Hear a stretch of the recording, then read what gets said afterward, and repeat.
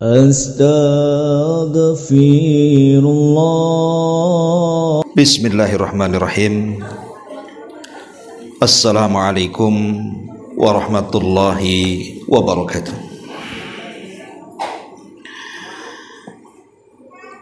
Alhamdulillah, wassalatu wassalamu ala rasulillah wa ala alihi wa sahbihi wa mawalah wa la hawla wa la quwata illa billahi wa ba'du. Alhamdulillah, di pagi ini kembali kita bisa duduk bermajelis ilmu. Tak lupa salawat juga salam kita hadiahkan kepada Rasul kita ala alihi wasallam. Terlanjutkan kembali kajian Kitabul Jami' dan kita masuk pada bab peringatan agar tidak berakhlak buruk. Pada hadis pertama, pengarang membawakan hadis dari Abi Hurairah radhiyallahu an yang dikeluarkan oleh Imam Ibnu Majah, di mana Nabi sallallahu alaihi wasallam bersabda, "Iyyakum wal hasada, fa innal hasada ya'kulul hasanati kama ta'kulun narul hataba." Dari Abu Hurairah radhiyallahu an, Nabi sallallahu alaihi wasallam bersabda,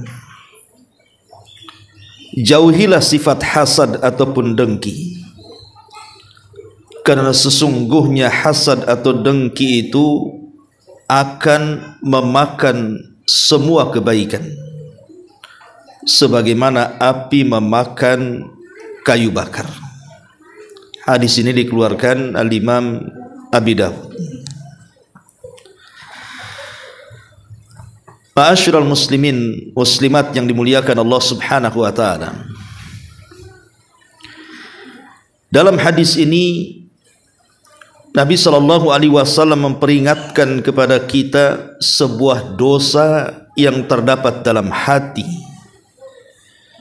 dan dosa ini sangat membahayakan untuk amalan dan kebaikan kita.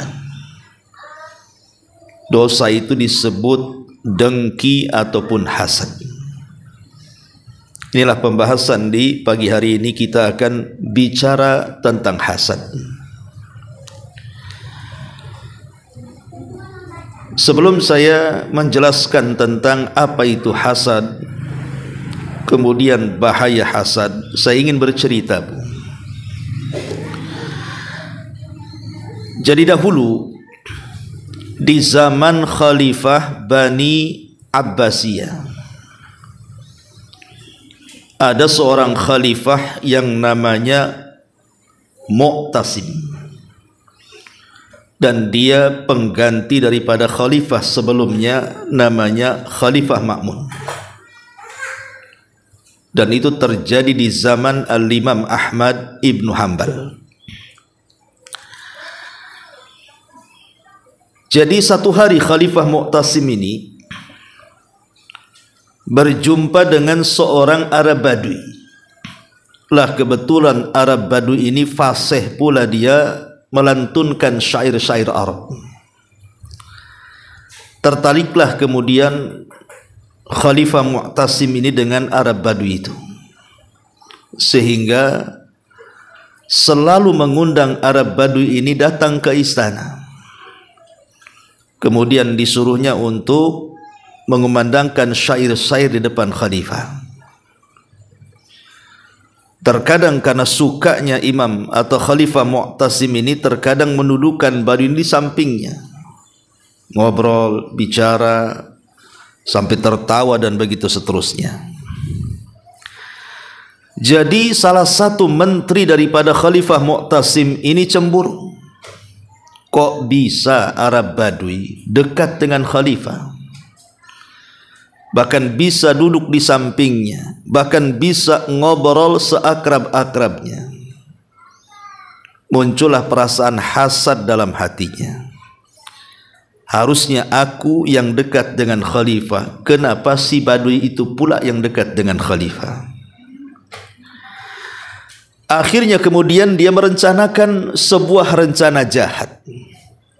Si menteri ini, satu hari ketika Khalifah Mu'tasim hendak memanggil si badui itu ke istana, maka sang menteri ini sudah mendahului untuk mengundang Arab Badui ini ke rumahnya. Maka datanglah si badui ini kepada rumah sang menteri yang hasad itu. Rupanya di rumah itu sudah disediakan banyak makanan yang lezat tetapi berbau tak sedap. Macam ibu makan jengkol, kan sedap bu, tapi baunya kan tak enak, tapi tak baunya tak sedap. Pete gitu ya. Kenapa kemudian sang menteri ini ngasih makan yang berbau-bau? Apalagi di zaman itu kan tidak ada pasta gigi bu ya. Kalau di zaman sekarang enak saja, bau mulut tinggal disikat pakai pasta gigi atau disemprot gitu bu ya, dengan parfum.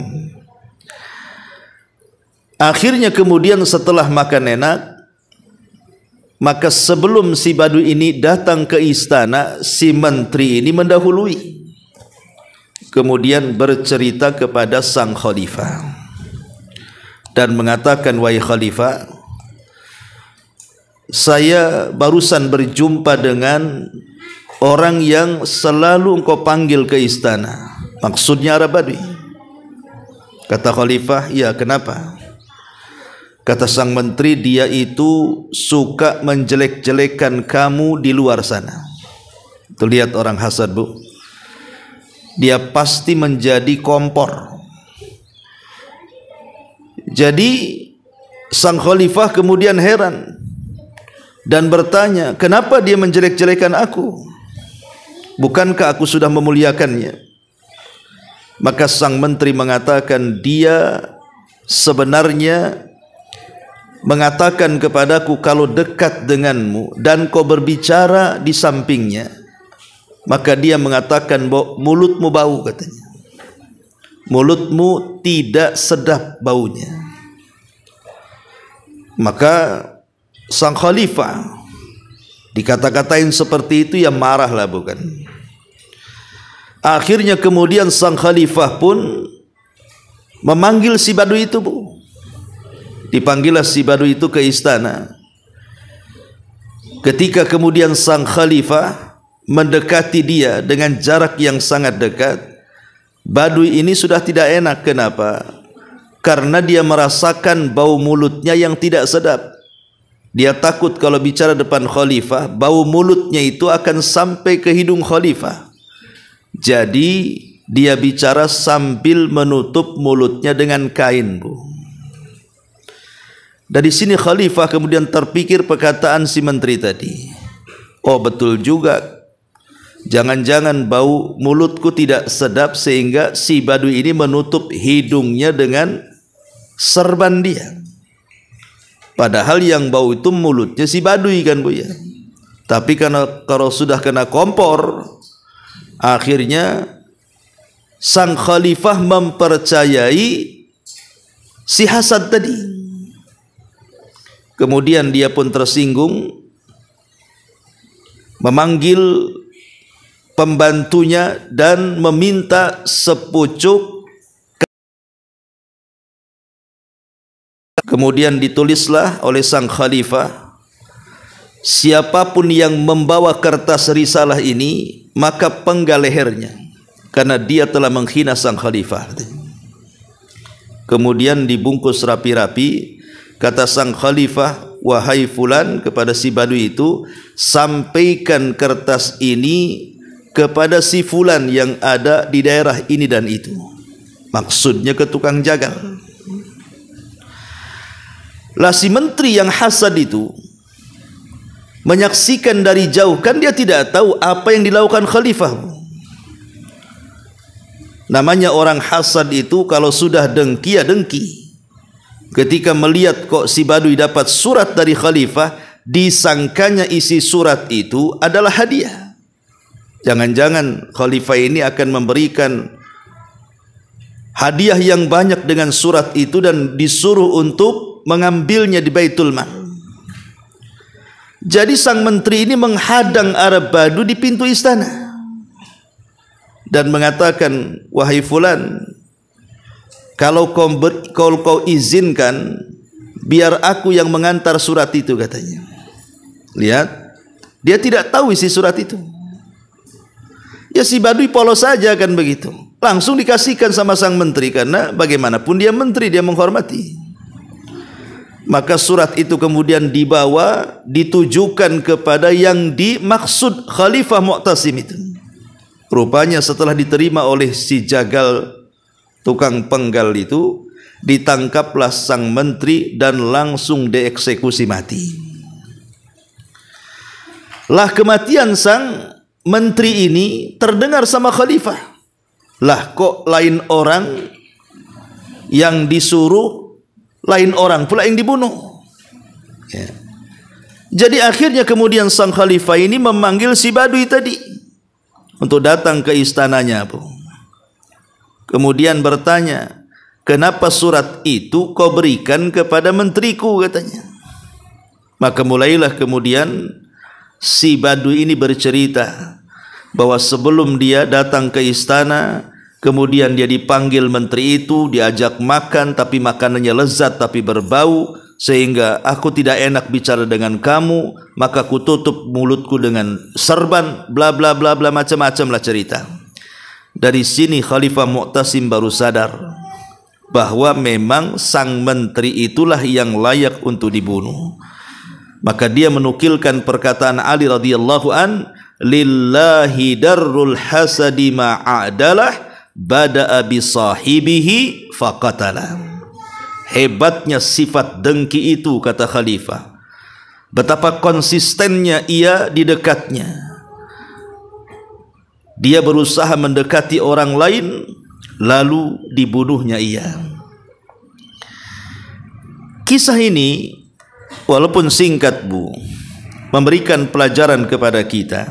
Itulah akhir daripada hasad. Akhir daripada hasad itu, di mana orang yang hasad biasanya lebih dulu hancur dibandingkan orang yang dihasadi. Orang pedengki itu, dia akan hancur lebih dahulu daripada orang yang didengkinya, Bu. Karena orang yang hasad ini, walaupun posisinya dia yang mendolimi orang, tetapi dia yang merasakan kesengsaraannya. Aneh orang hasad itu kan, dia yang jadi orang zalim, dia yang merasakan kesengsaraannya. Harusnya kan orang yang dizalimi yang merasakan kesengsaraannya. Tidak, orang hasad itu dia yang berlaku jahat, dia pula yang mendapatkan akibat. Contoh, ada tetangga naik pangkat. Dia naik pangkatnya, ibu naik tensi darahnya. Sama-sama naik kan, Bu? Ya, yang satu pangkatnya naik, ibu tensinya yang naik tuh. Tengok tetangga kok glowing gitu kan, cantik tetangganya, ibu yang ganti kulit, merengut kan gitu ya. Ya. Memang orang hasad itu seperti itu, Bu. Orang hasad itu seperti itu. Dia akan lebih hancur dahulu dibandingkan yang dihasadi. Ya. Ma'asyiral muslimat yang dimuliakan Allah Subhanahu wa taala. Hasad ini adalah penyakit iblis, dan penyakit yang pertama muncul baik di langit ataupun di bumi. Ketika iblis mendengar, kita tahu bahwa iblis itu kan lebih dulu diciptakan oleh Allah dibandingkan Adam. Dia lebih dulu menyembah Allah Subhanahu wa taala, lebih dulu melakukan ketaatan kepada Allah Azza wa Jalla, dan lebih dulu mendapatkan nikmat sorga dibandingkan Adam. Karena Adam kan diciptakan belakangan. Harusnya kan iblis lebih taat kepada Allah Azza wa Jalla. Tapi karena memang dasar iblis itu diciptakan dari api dan dia bagian daripada bangsa jin yang baik, jadi sifatnya itu muncul ketika Allah Subhanahu wa taala menciptakan Adam alaihi salatu wassalam. Mulai kemudian hasad dan dengkinya muncul. Jangan-jangan Allah menciptakan makhluk yang satu ini akan menggantikan posisiku, katanya. Belum diciptakan sudah berburuk sangka. Ketika betul-betul Allah Subhanahu wa taala menciptakan Adam alaihi salatu wassalam, maka iblis sudah mulai berputar-putar di jasad Adam yang belum ditiupkan roh itu. Mulai masuk dari lubang hidung, keluar daripada lubang mulut. Masuk dari lubang telinga, keluar dari lubang dubur. Kemudian dia tepuk perut Adam, keluar bunyi. Kemudian iblis mengatakan, makhluk ini adalah makhluk yang lemah. Kenapa? Karena ada rongga di dalamnya. Pasti dia berhajat kepada makan dan minum. Kemudian dia mengatakan, seandainya Allah kuasakan makhluk ini kepadaku, tentu sudah kuhancurkan dan kubinasakan dia. Lihat, orang yang hasad itu, Bu, seperti iblis. Dia akan terus bagaimana caranya orang yang dihasadi itu hancur sehancur-hancurnya. Dia tidak akan puas kalau kenikmatan yang Allah anugerahkan kepada orang yang dihasadi itu akan tetap ada pada dia. Dan dia semakin sakit kalau nikmatnya makin banyak tuh. Dan dia akan berbahagia kalau seandainya betul-betul saudaranya itu di atas kesulitan. Senang melihat orang susah atau susah melihat orang senang. Nah, itulah hasad. Ya. Jadi iblis mengatakan kepada Adam ini yang belum ditiupkan ruh, kalau seandainya dia Allah serahkan kepadaku, sudah kubinasakan dia. Itu hasadnya iblis. Dan terbukti ketika Allah Subhanahu wa taala betul-betul menganugerahkan Adam dengan cara meniup ruh yang sangat mulia. Karena ruhnya Adam itu dinasabkan kepada Allah. Min ruhi, dari ruhku, kata Allah. Makin hasad lagi. Maka ketika Allah memerintahkan iblis untuk sujud, dia pun enggan sujud dan dia menjadi makhluk yang kafir. Aba wastakbara wa kana minal kafirin. Dia enggan, dia sombong, dan dia termasuk makhluk yang kafir. Maka siapapun yang berlaku hasad, Bu, maka dia tidak lepas daripada iblis. Orang yang hasad itu adalah ternaknya iblis. Karena itu penyakit iblis yang pertama, yang nanti oleh iblis hasad ini akan dikembangbiakan untuk menjadi senjata menyesatkan anak-anak Adam. Karena kan iblis ini dari hasad ini dia berjanji di hadapan Allah tuh, dan mengatakan, ya Rabb, fabima aghwaytani la aqudanna lahum siratakal mustaqim. Karena engkau sudah menyesatkan diriku, kata iblis, kusesatkan juga Adam dan seluruh keturunannya. Lihat, dari hasad ini rencana-rencana jahat itu bermunculan. Maka siapapun yang hasad itu pasti banyak rencananya, Bu. Ibu kalau hasad dengan tetangga, pasti ibu punya rencana A, nggak bisa A, B, nggak bisa B, C, sampai betul-betul ibu merasakan puas dengan penderitaan tetangganya. Tetapi kalau seandainya tetangganya tidak menderita, ibu yang makin menderita dengan hasadnya. Itulah yang kemudian dikatakan halakal hasid qablal mahsud. Orang yang hasad itu lebih dulu hancur dibandingkan orang yang dihasadi. Ma'asyiral muslimat yang dimuliakan Allah Subhanahu wa taala. Dijelaskan oleh para ulama kenapa hasad itu begitu bahaya. Pertama, Bu, karena orang hasad itu sangat membenci setiap nikmat yang Allah anugerahkan kepada orang lain. Pokoknya nampak orang lain di atas nikmat saja, muncul kedengkian dan kebenciannya tuh. Ya contohnya sering saya contohkan, tetangga mulai kemudian membangun rumah. Kalau orang tidak hasad kan nggak peduli, bukan? Rumah-rumah dia bangun pakai uang dia bangun pakai modal dia, urusan dia mau di tingkat berapa. Itu kalau yang baik lah, Bu, ya. Tapi kalau orang hasad tidak, dia pasti akan pertama menanamkan suudzon dia tuh, buruk sangka dia dulu kepada tetangga itu. Kok bisa dia bangun rumah? Nah, itu pertanyaan pertama tuh. Padahal lakinya itu ojek online berapalah per bulannya katanya. Jangan-jangan. Nah, mulai ya, jangan-jangannya tuh. Ya. Begitulah orang yang hasad. Orang yang hasad itu pasti dia tidak suka dan benci dengan nikmat yang Allah anugerahkan kepada orang. Ini pertama, Bu. Ya.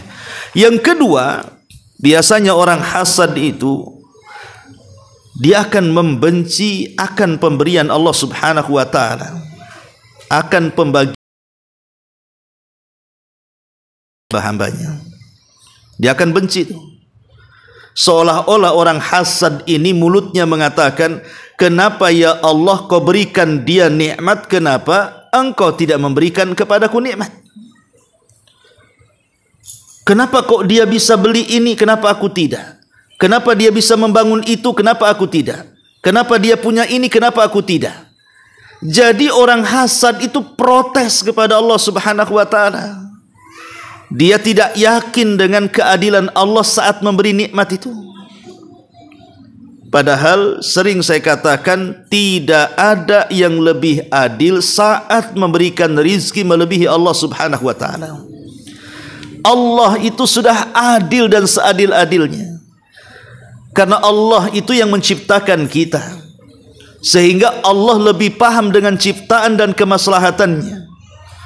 Allah paham kenapa si fulan dilebihkan rizkinya, kenapa si fulan tidak dilebihkan rizkinya, kenapa si fulan disegerakan rizkinya, kenapa si fulan ditahan rizkinya. Allah paham dan Allah tahu dengan kemaslahatan kita. Tapi orang hasad itu dia nggak yakin dengan keadilan Allah. Dia senantiasa berburuk sangka kepada Allah, sehingga dia merasa emosi dan marah, seolah-olah tidak menerima takdir Allah Subhanahu wa taala. Ini yang kedua, Bu, bahaya hasad. Kemudian yang ketiga, orang hasad ini, Bu, dia menentang semua pekerjaan Allah Subhanahu wa taala. Dia menentang apapun yang dilakukan Allah Subhanahu wa taala. Padahal kan Allah mengatakan dalam Quran itu, la tas'al amma yaf'al wa hum yus'alun. Jangan kau tanya pekerjaan Allah itu apa, tetapi Allah yang akan bertanya apa pekerjaanmu di dunia. Lah orang yang hasad ini sibuk dia akan mempertanyakan soal perbuatan Allah tuh. Di mana ketika Allah Subhanahu wa taala memberikan karunia kepada makhluk yang dikehendakinya, maka dia pun kemudian merasa bakhil dengan karunia yang Allah anugerahkan kepadanya, tidak terima. Ya. Lah ini yang ketiga. Yang keempat, orang yang hasad itu hakikatnya dia membantu musuh Allah Subhanahu wa taala. Siapa? Iblis. Ya. Orang hasad ini terkadang dia tidak sadar kalau dia itu sedang menjadi ternaknya iblis. Dia menjadi anak buahnya iblis. Dan terkadang juga ada orang hasad itu, dia hasad kepada wali-wali Allah Subhanahu wa taala. Dia tidak tahu yang dihasadi itu adalah wali Allah, Bu. Kan kita tidak tahu tetangga sebelah itu mungkin punya amalan yang kita tidak punya, punya ibadah yang kita tidak punya, punya kebaikan yang kita tidak punya, kemudian kita hasadi, kan sama dengan dengki kepada wali-wali Allah itu namanya. Ma'asyiral muslimat yang dimuliakan Allah Azza wa Jalla. Tapi umumnya di masyarakat, kalau cerita hasad itu, biasanya hasad itu kan lebih banyak kepada yang seprofesi, Bu. Ya kan? Pedagang hasad dengan pedagangnya. Kenapa kok dia laku, kenapa aku tidak? Jangan-jangan dia punya mantra, punya jimat, punya dukun dari Jawa sana umpamanya. Nah, dia mulai hasad dengan sesama pedagangnya kan, Bu. Pokoknya hasad itu pasti sama profesinya itu. Dokter dengan dokter, sama-sama punya klinik, hasad. Ya, saling menjatuhkan. Kemudian yang punya travel dengan yang punya travel lainnya, hasad, saling menjatuhkan. Ya, jangan ikut umroh lewat travel sana katanya. Itu tidak bagus pelayanannya. Itu mahal itu, dan begitu seterusnya. Karena tidak mungkin yang berbeda profesi itu akan hasad kan, Bu. Contoh umpamanya dokter hasad dengan tukang ojek. Mana ada dokter hasad dengan tukang ojek kan, Bu? Ya tukang ojek ya hasadnya dengan tukang ojek yang lainnya. Umpamanya ini ada 2 tukang ojek, Bu. Ya. Kemudian ada 2 orang yang ingin naik ojek dia. Yang satu gemuk, beratnya 150 kg, yang satu kurus 60 kg.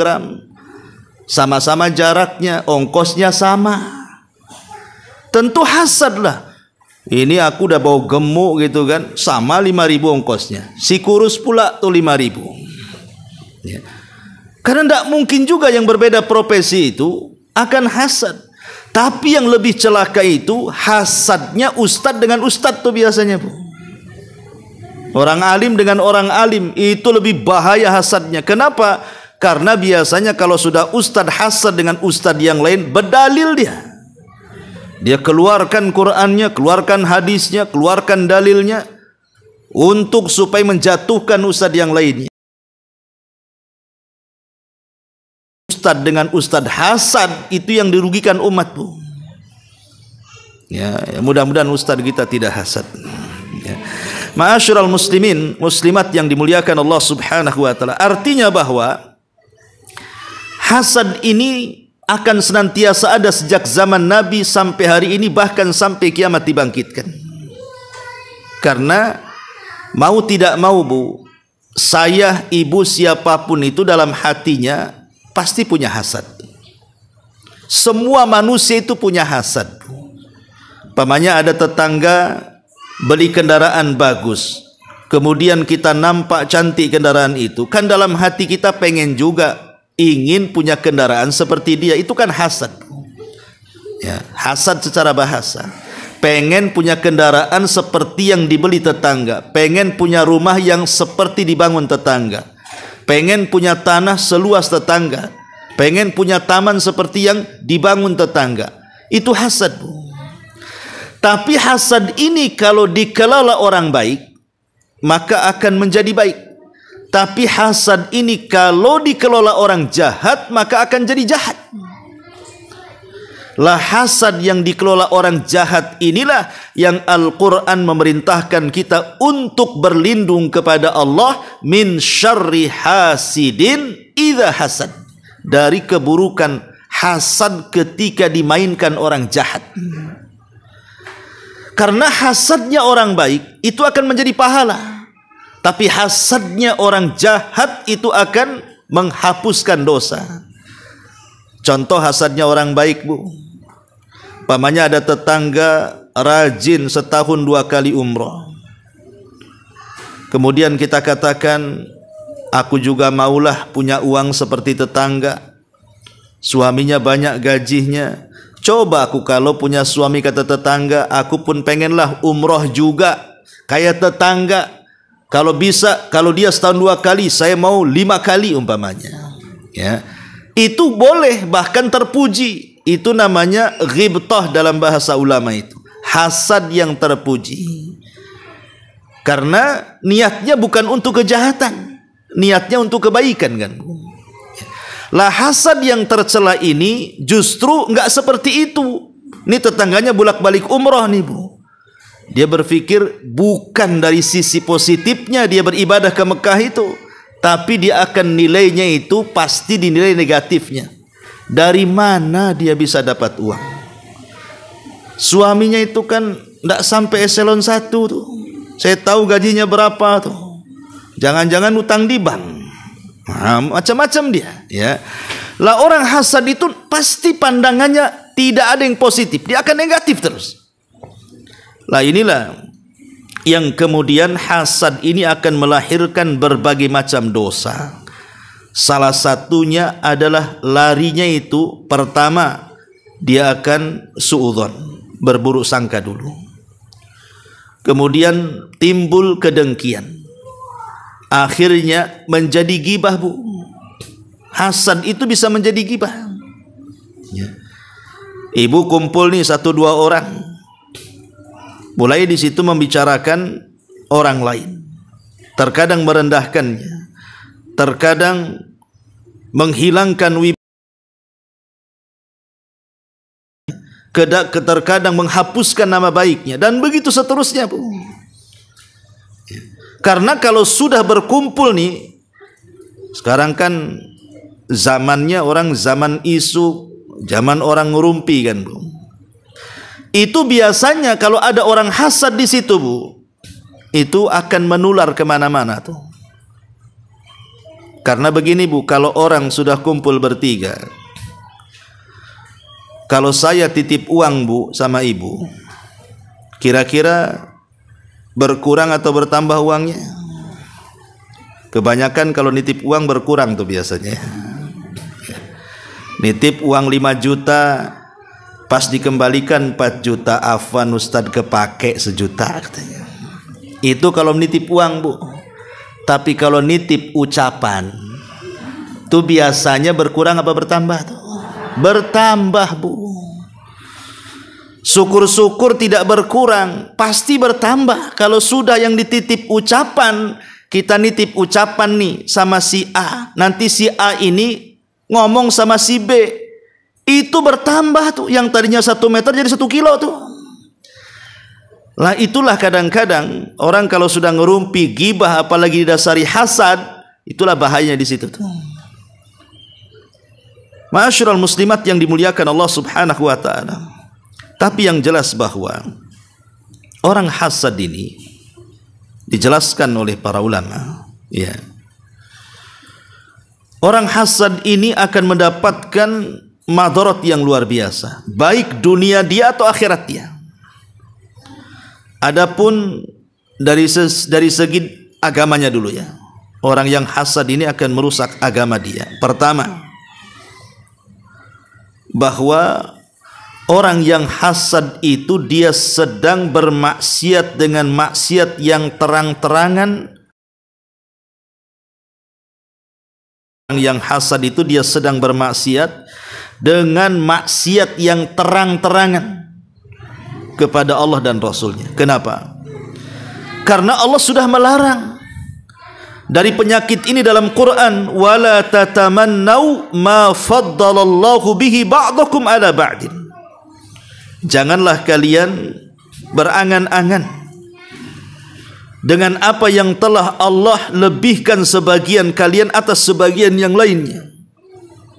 Bahkan dalam ayat yang lain dengan tegas, am yahsudunan nasa ala ma atahumullahu min fadli. Apakah mereka menanamkan hasad terhadap apa yang Allah telah berikan dari karunia-Nya kepada manusia? Jelas Allah Subhanahu wa taala melarang. Bahkan Rasul dengan tegas, wala tahasadu, jangan kalian saling hasad. Berarti orang yang hasad itu dia sedang terang-terangan bermaksiat kepada Allah dan Rasulnya karena melanggar larangan. Ini yang pertama. Yang kedua, orang hasad ini menghancurkan pahala.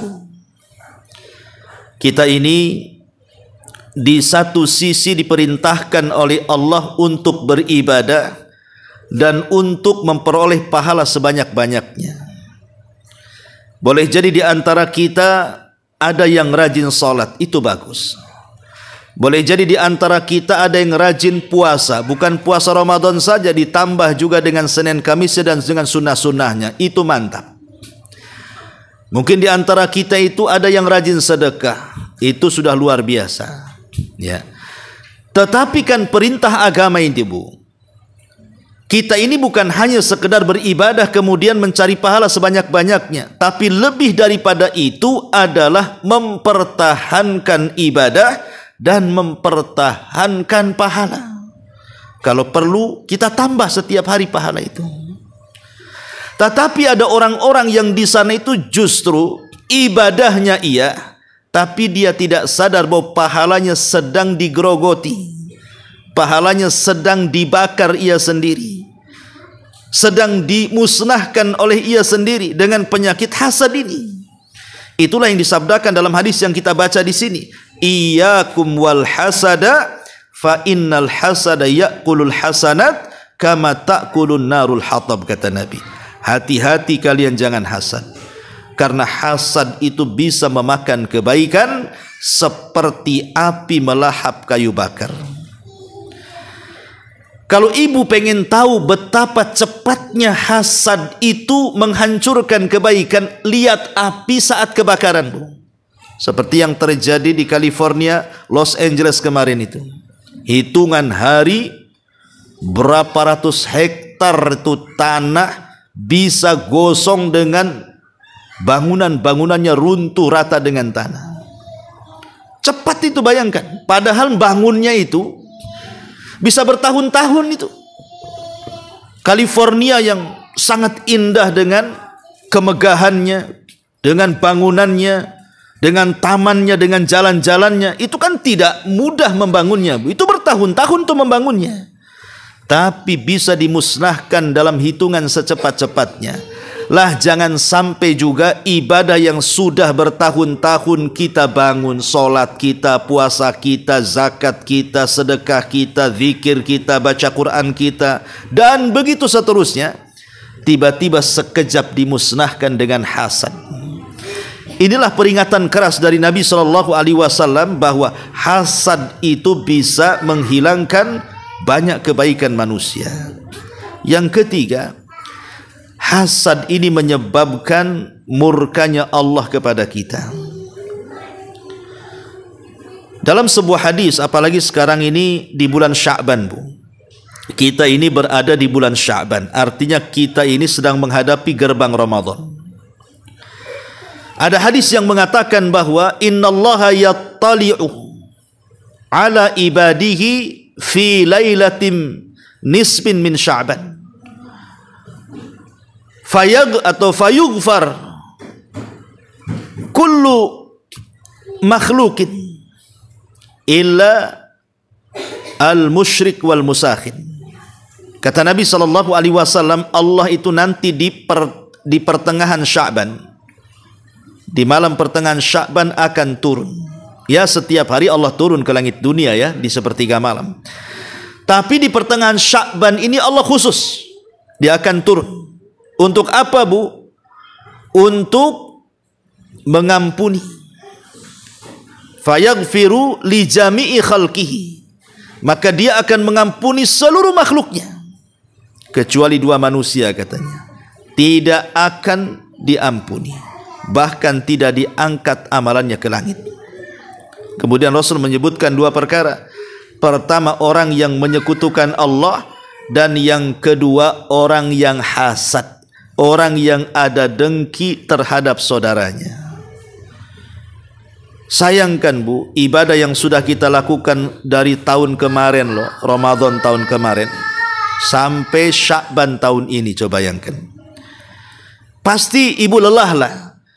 Bagaimana ibu menghabiskan Ramadan tahun kemarin itu dengan sholat tarawih, dengan puasa, dengan baca Quran, dengan sedekahnya, dengan zikirnya.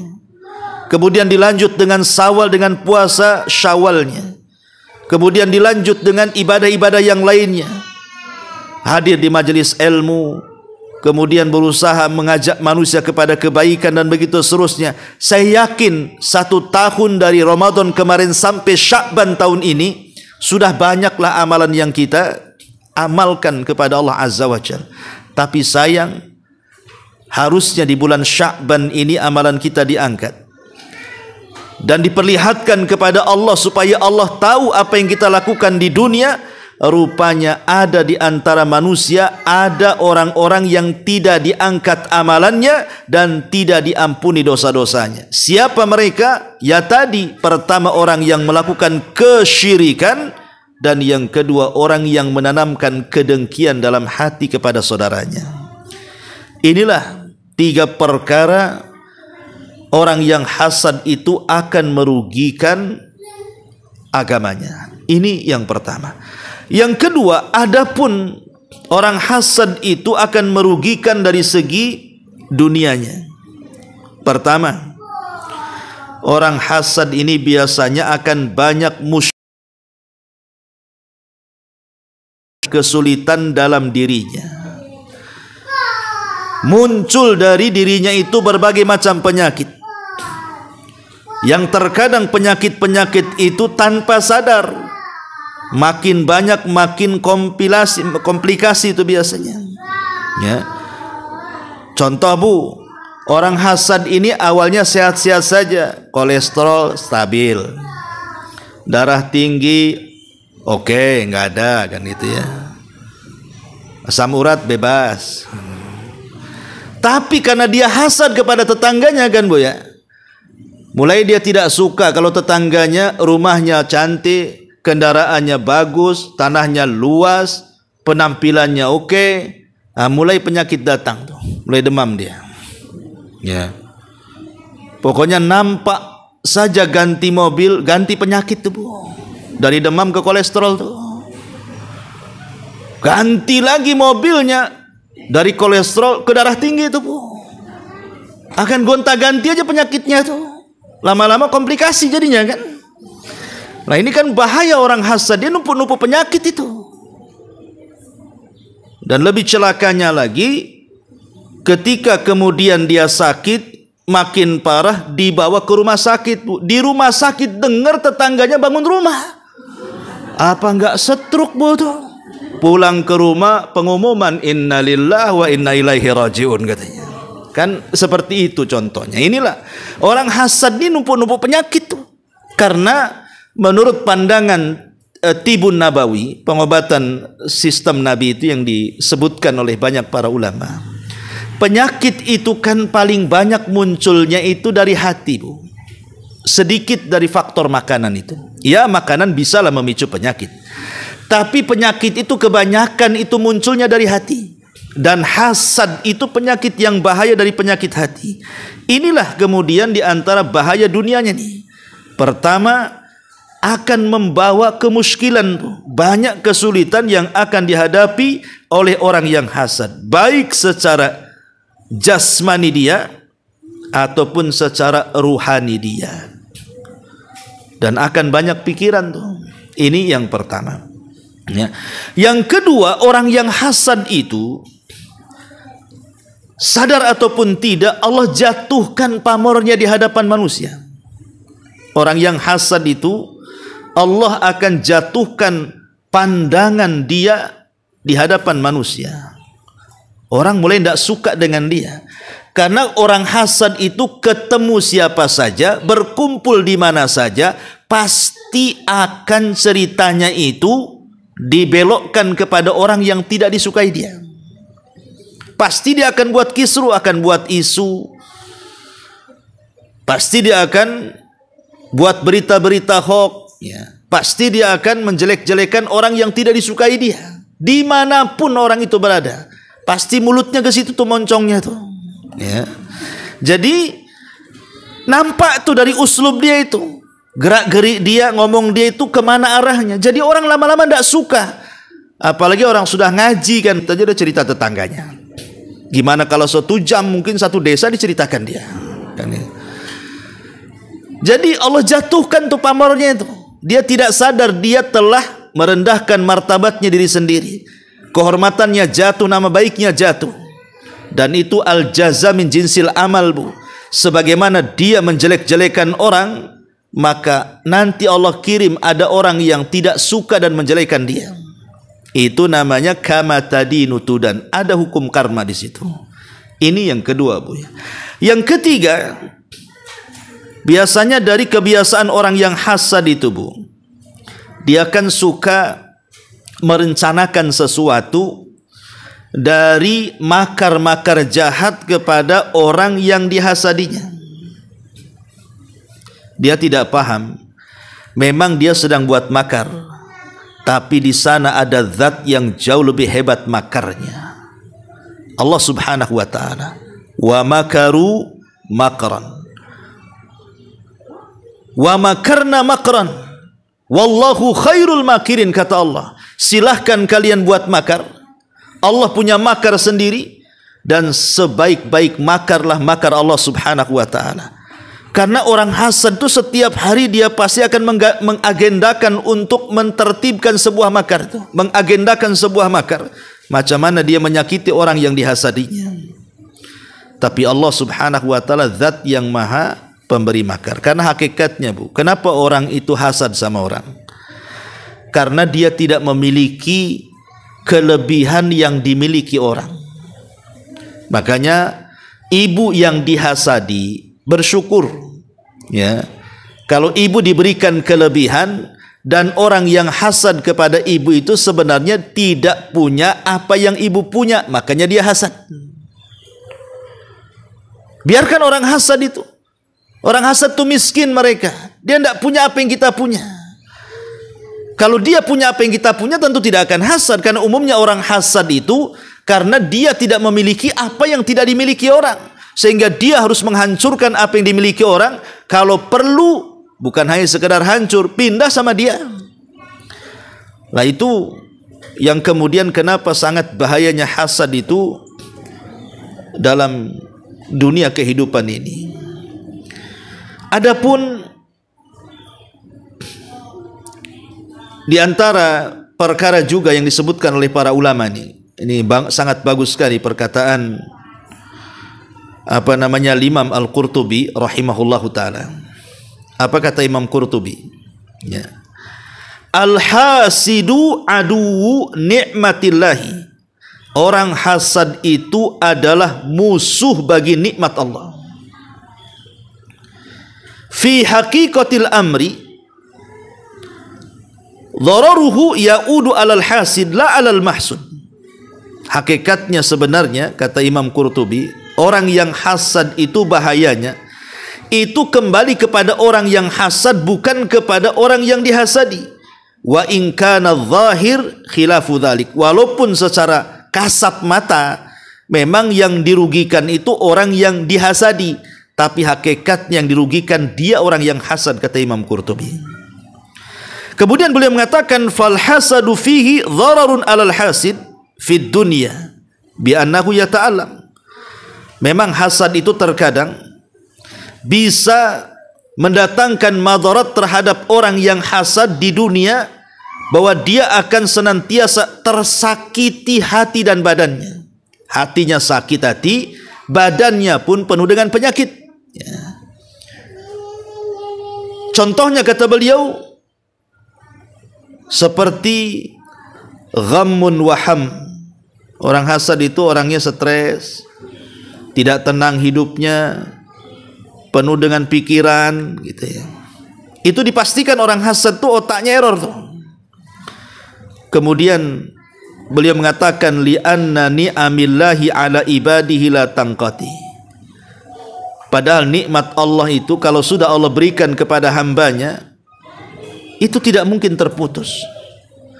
Artinya orang yang hasad itu percuma dia sebenarnya menghasadi orang yang dihasadi. Karena hasad itu tidak pernah menolak takdir, Bu. Kalau memang dia ditakdirkan terus kaya, dia mampu membeli mobil, habis itu Allah berikan rizki, mampu membangun rumah, habis itu dia beli lagi rumah, habis itu dia beli lagi rumah, makin banyak rumahnya. Rizki Allah kan tidak akan terputus kepada orang yang Allah kehendaki.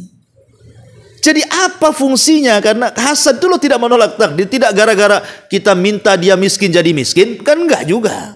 Minta supaya dipecat, dia tiba-tiba besoknya dipecat. minta supaya kendaraannya terbakar besoknya kemudian terbakar. Tidak bisa juga kan itu. Karena kita tidak bisa menahan rizki. Lalu apa gunanya kalau seandainya hasad itu tidak menolak takdir? Nah itulah sama dengan mencelakakan diri sendiri. Ma'asyiral muslimat yang dimuliakan Allah Subhanahu wa taala. Makanya Imam Hasan Al-Basri sampai Abu Laythi As-Samarqandi, Abu Layth mengatakan, dia mengatakan yasilul hasid khamsa ukubat. Orang yang hasad itu akan diberikan 5 hukuman dari Allah. Pertama, ghammun la yanqati, bingung dan kebingungannya tidak pernah terputus, bingung terus hidupnya, stres terus hidupnya, ya. Kemudian yang kedua, musibatun la yu'jar 'alaiha, musibah yang tidak dapat pahala. Kan orang yang hasad itu kan seolah-olah kena musibah, Bu, karena hidupnya stres terus, tapi stresnya nggak dapat pahala, justru dapat dosa tuh. Dan yang ketiga, madzammatun la yuhmad 'alaiha, celaan dan tidak akan dapat pujian sama sekali. Dan yang keempat, sakhatu rabbi, kemurkaan Rabb Allah kepada dia. Dan yang terakhir, yughallaq anhu babut taufik, ditutup padanya hidayah taufik. Ini yang paling kita khawatirkan. Takutnya kalau hasad dibiasakan itu susah tobatnya. Takut kalau seandainya mati dan hasadnya itu belum hilang. Karena itu pernah terjadi di zaman Nabi. Di zaman Nabi, ketika Nabi SAW hijrah dari Mekah ke Madinah, maka berbondong-bondong orang-orang Madinah itu masuk Islam, terutama 2 kabilah, Khazraj dan Aus kan, Bu. Lah di tengah-tengah Khazraj dan Aus itu ada orang yang sangat dihormati di zaman jahiliyah. Namanya Abdullah ibn Ubay ibn Salul, yang nanti akan menjadi tokoh munafik. Jadi akhirnya pembesar Khazraj, Sa'ad ibn Ubadah itu meminta kepada dakwahi Abdullah ibn Ubay ibn Salul, karena dia orang yang paling dihormati. Dan ini kesempatan bagi Rasul untuk mengajak Abdullah ibn Ubay bin Salul masuk Islam. Datanglah kemudian Rasul ke rumahnya Abdullah ibn Ubay bin Salul, mulai mendakwahkan Islam. Lah ketika itu Nabi SAW sedang mengendarai keledai. Saking tawaduknya, rendah dirinya Rasul mengendarai kendaraan yang buruk keledai. Ketika sampai di depan rumahnya Abdullah ibn Ubay bin Salul, tiba-tiba Abdullah ibn Ubay Salul menghina Rasul, menutup hidungnya dengan kain serbannya, kemudian mengatakan, pergilah engkau wahai Muhammad, karena keledaimu menyakiti kedua lubang hidungku. Pergi sana, ya, engkau sudah menyakiti kedua lubang hidungku, engkau bau, bahasanya, pergi kau, gitunya. Rupanya ada seorang sahabat namanya Abdullah ibn Khudafah, marah di situ dan mengatakan bahwa keledai yang ditunggangi Nabi SAW jauh lebih baik daripada dirimu, katanya.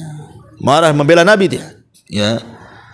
Akhirnya kemudian Abdullah ibn Ubay ibn Salul ini marah kepada Abdullah ibn Khudafah yang membela Nabi, hampir kelahi, Bu. Maka Nabi SAW memisahkan kedua orang itu. Kemudian setelah itu Rasul tidak mau menanggapi Abdullah ibn Ubay bin Salul, kemudian pulang. Ketika pulang itulah dia kembali ke pemimpin Khazraj, Sa'ad ibn Ubadah, menceritakan kejadian itu. Tapi Nabi SAW tidak mencela Abdullah ibn Salul. Dia hanya mengatakan kepada Sa'ad ibn Ubadah, wahai Sa'ad, aku sudah mendatangi, tapi dia perlakuannya begini. Dengan lembutnya Nabi SAW tidak mencela Abdullah ibn Ubay bin Salul. Dan itu hikmah yang diterapkan Rasul dalam dakwah. Kemudian Rasul bertanya kepada Sa'ad ibn Ubadah, kenapa dia berlaku seperti itu kepadaku?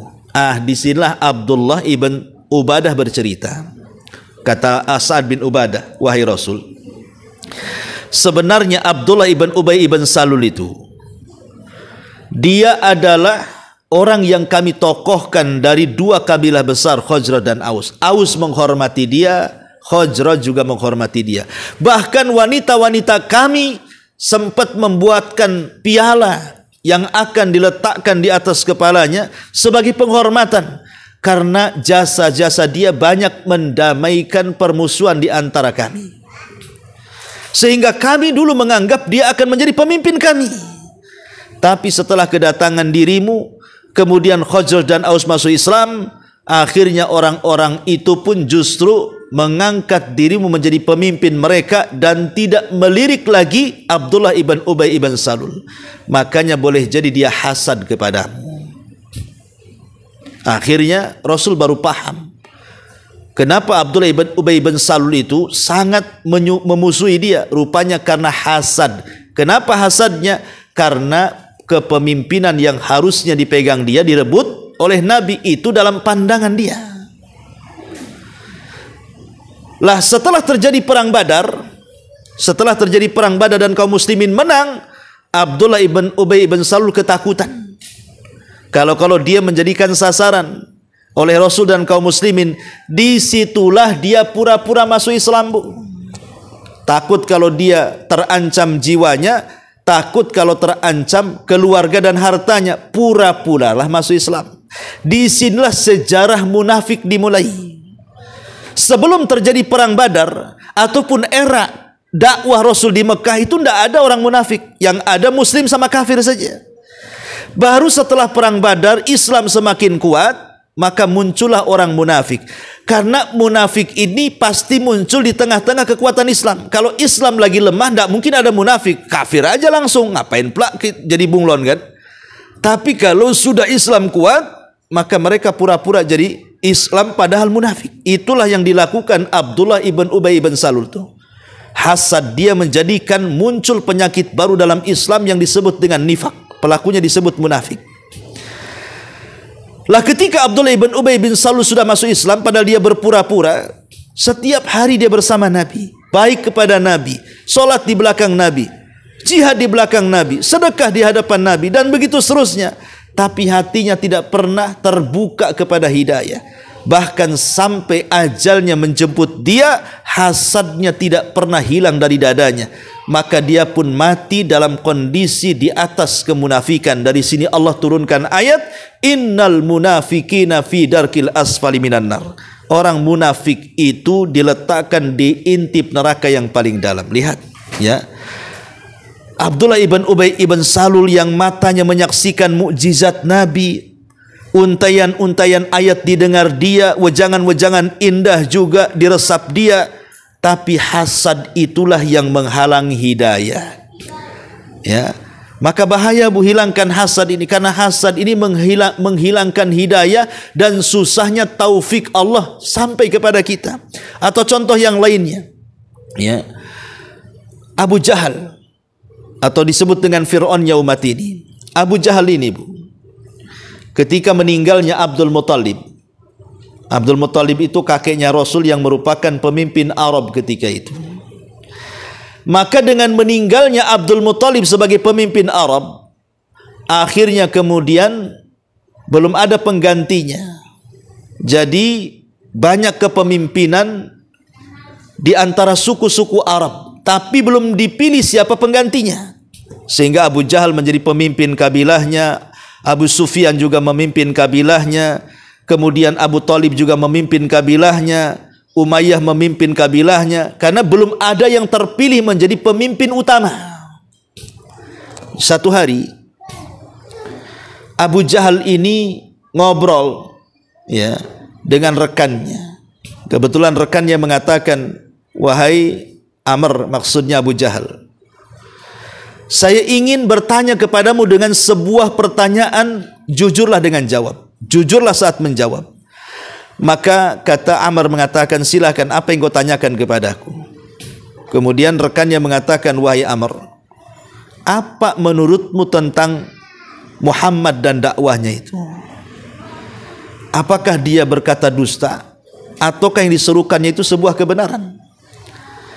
Abu Jahal di sini berkata jujur, Bu. Dia mengatakan, demi Allah aku tidak pernah melihat dari orang itu, maksudnya Rasul, kalimat-kalimat yang dusta yang keluar dari lisannya. Dari sini Abu Jahal mengakui tentang dakwah yang diserukan Rasul. Tetapi ketika rekannya mengatakan, kalau engkau mengakui dakwah si Muhammad itu, dia di atas kebenaran dan tidak mungkin dia berdusta dengan dakwahnya, kenapa kau tidak mengikuti dia? Kenapa kau tidak jadi pengikutnya, katanya. Di sini Abu Jahal bercerita, Bu, kenapa dia tidak mau mengikuti ajaran Nabi. Kata Abu Jahal kepada kawannya ini, kamu kan tahu kabilah-kabilah di Arab ini, baik kabilah kita, baik kabilahnya Abi Sufyan, baik kabilahnya Umayyah, baik kabilahnya Abu Talib, kita kan bersaing, ya, untuk memenangkan hati orang-orang Quraisy, supaya siapa yang akan diangkat menjadi pemimpin Arab secara keseluruhan. Kita ini sedang bersaing. Kalau mereka dari kabilah ini berbuat baik, maka kita juga sama. Kalau dari kabilah itu mereka juga berbuat baik, kita juga sama. Supaya kita dipandang oleh orang-orang Quraisy itu. Tapi masalahnya, persaingan itu sudah tidak sehat, katanya. Ketika dari Bani Abdul Muttalib, dari Bani Hashim, ya, tiba-tiba kemudian mereka mengatakan kami punya nabi, sementara kalian tak punya nabi. Ya, kami harus jawab dengan apa, kata Abu Jahal. Gak mungkinlah kita angkat anak muda yang bukan nabi, kita jadikan nabi. Ya, siapa dia, kan gitu. Sehingga akhirnya kata Abu Jahal, kita tidak bisa bersaing lagi kalau begitu. Kalau urusan yang lain kita bisa bersaing, tapi kalau urusan dia punya nabi, kita tak punya nabi, mana kita bisa bersaing, kata Abu Jahal ini. Lah, kalau seandainya kami mengakui kenabian dan kerasulan si Muhammad dari Bani Abdul Muttalib itu, maka kami akan runtuh pamornya di depan orang-orang Quraisy. Maka selamanya kita tidak akan beriman kepada dia. Lihat hasadnya Abu Jahal ini. Dia tahu dengan kebenaran yang dibawa Nabi, tapi tidak mau mengikuti agama Nabi. Kenapa? Takut pamor dia jatuh, takut kabilah dia jatuh, kalah dengan kabilahnya Bani Hashim. Lah, itulah ibu yang dikatakan di awal tadi bahwa hasad ini bisa menghalangi hidayah, gitu maksudnya. Maka jangan sampai di hati kita ini ada hasad. Jangan, kalau bisa buang hasad itu sejauh-jauhnya, ya. Jangan sampai dalam hati kita ini dipenuhi dengan hasad, karena hasad itu menimbulkan kedengkian, dan dengki itu menimbulkan permusuhan. Begini, Bu, untuk mengakhiri kajian kita, kita tahu bahwa Islam itu dibangun di atas ukhuwah, kan, Bu? Islam itu dibangun di atas ukhuwah, persaudaraan. Saking eratnya persaudaraan dalam Islam itu, Bu, sampai Nabi SAW mempermisalkan kita dengan saudara kita itu bagikan bangunan yang menguatkan satu dengan yang lainnya. Bahkan Rasul mengibaratkan bukan hanya seperti bangunan. Kalau seandainya dalam tubuh kita ini, anggap saja kaki kita terkena duri, tidak mungkin jempol yang berteriak, kan, Bu? Ibu pernah dengar ada jempol berteriak? Nggak ada. Jempol tak punya mulut, ya. Yang berteriak itu kan lisan kita. Yang sakit juga sekujur badan kita. Begitulah ukhuwahnya seorang muslim dengan saudaranya. Artinya kalau seandainya muslim satu dengan yang lain itu bersaudara, berarti apa yang dirasakan kekurangan dari saudara kita, itu juga kekurangan kita. Aib saudara kita juga aib kita, ya. Keburukan yang ada pada saudara kita juga keburukan kita. Jadi kita ini harus peka, gitu maksudnya, ya. Sebab kalau seandainya saudara kita punya aib, padahal kewajiban kita menutup aibnya, atau saudara kita punya kekurangan, padahal kewajiban kita menyempurnakan kekurangannya, malah kita pula mengumbar aibnya, kemudian menjelek-jelekan kekurangannya, lalu apa arti persaudaraan dalam Islam kalau begitu? Nggak ada artinya lagi. Kalau sudah kita saling mencaci, memaki, mengumbar aib, menjelek-jelekan kekurangan saudaranya, lalu apa arti ukhuwah Islamiyah itu? Yang kata Rasul kita harus lebih mencintai saudara kita seperti kita mencintai diri kita sendiri. Makanya wajar kalau Rasul mengatakan bahwa iman dan hasad itu tidak mungkin berkumpul. Kalau dalam hati kita penuh dengan iman, pasti hasad akan hilang. Tapi kalau hati dipenuhi dengan hasad, maka iman kita yang melayang. Oleh karena itulah maka tanamkan sifat ukhuwah Islamiyah. Kalau saudara kita punya kekurangan, kita lengkapi. Kalau saudara kita punya aib, kita tutupi.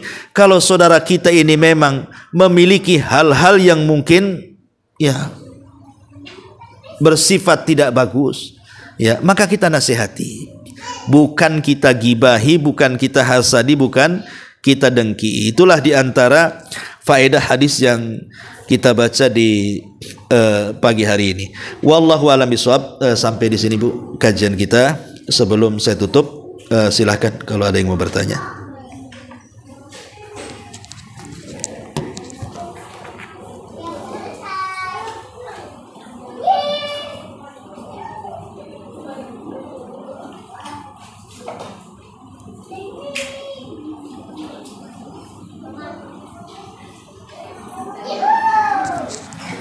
Alhamdulillah, kalau tidak ada, kita ada. Nah, kita doa tutup dengan ada atau tidak nih?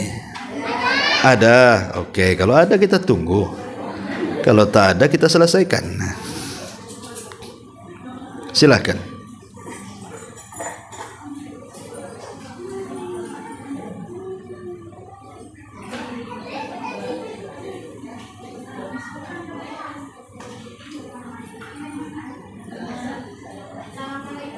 Waalaikumsalam warahmatullahi wabarakatuh.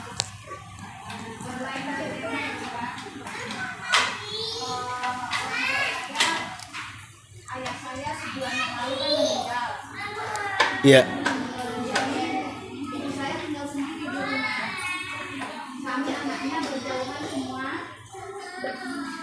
Semuanya berjauhan dari yang meninggal dekat ibu saya.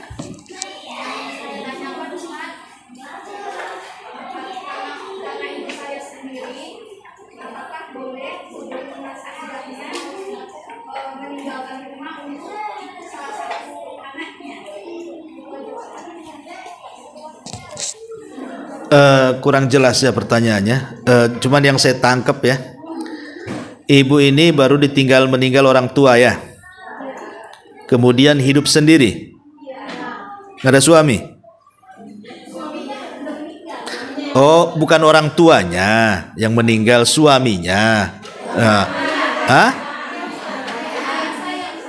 Oh, ayahnya.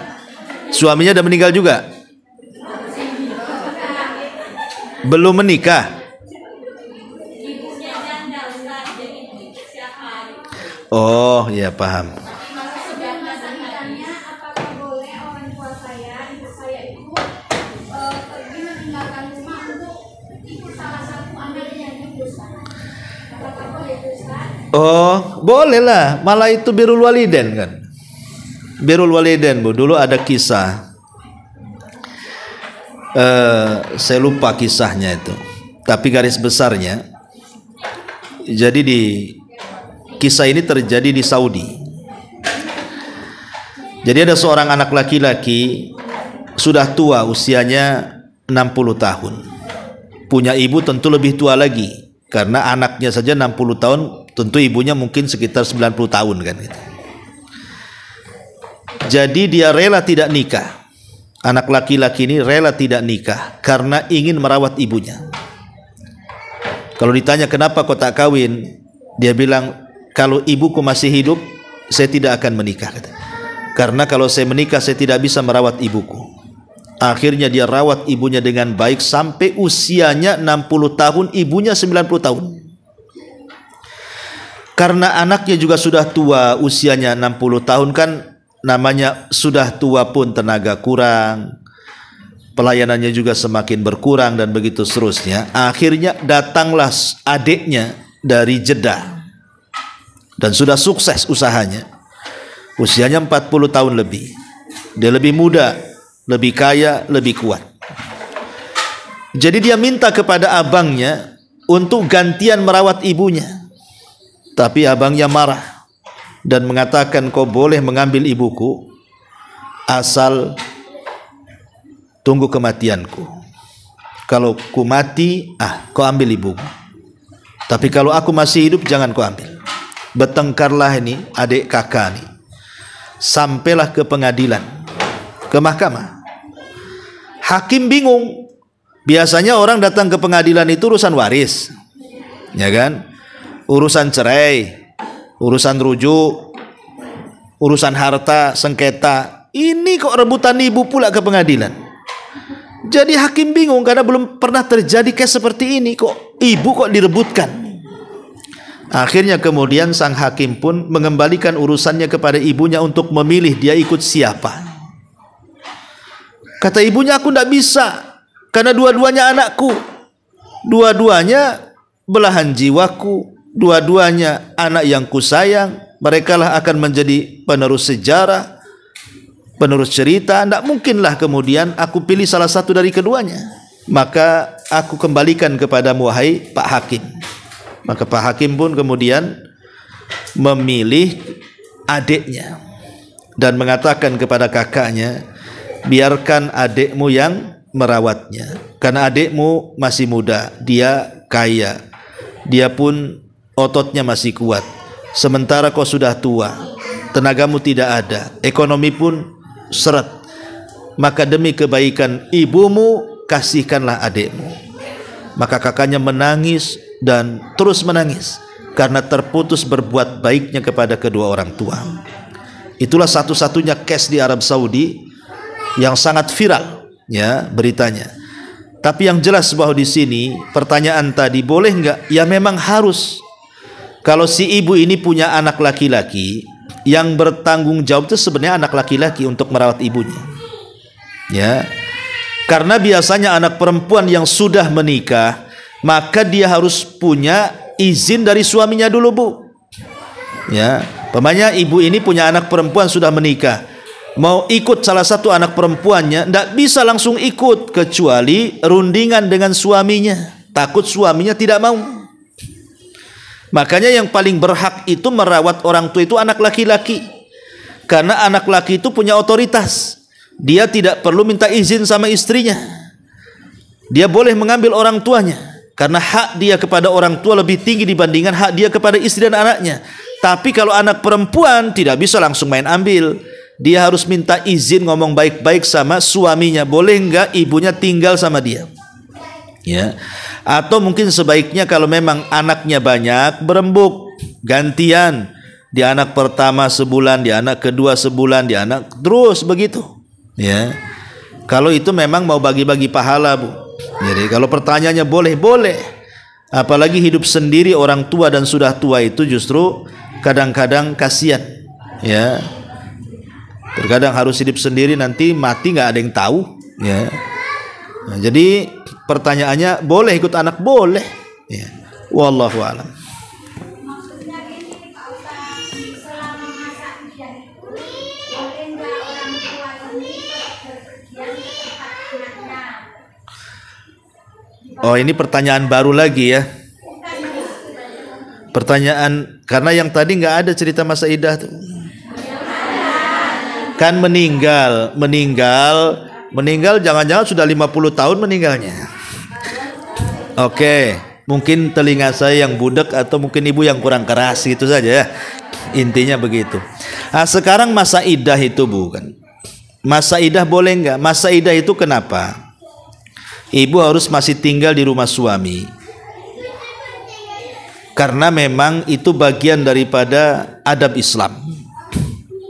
Menghormati keluarga suami, maka tinggal di rumah suami dibolehkan sampai masa iddahnya selesai. Ya, kalau sudah selesai masa iddahnya baru boleh keluar. Tapi pertanyaan, boleh dia keluar ke anak-anaknya? Boleh, tidak ada larangan.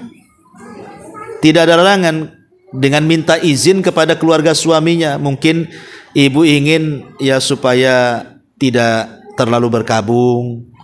Karena kalau tinggal di rumah suami nanti tengok foto suami nangis, tengok kursi nangis, tengok kasur nangis, kan itu terbayang-bayang kan, bukan? Ibu ingin menguatkan hati, ada apa-apa datang ke anaknya supaya terhibur.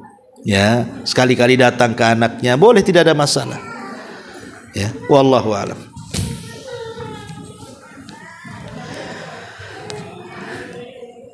Baik, sampai di sini. Subhanakallahumma bihamdika asyhadu an la ilaha illa anta astaghfiruka wa atubu ilaik. Allahu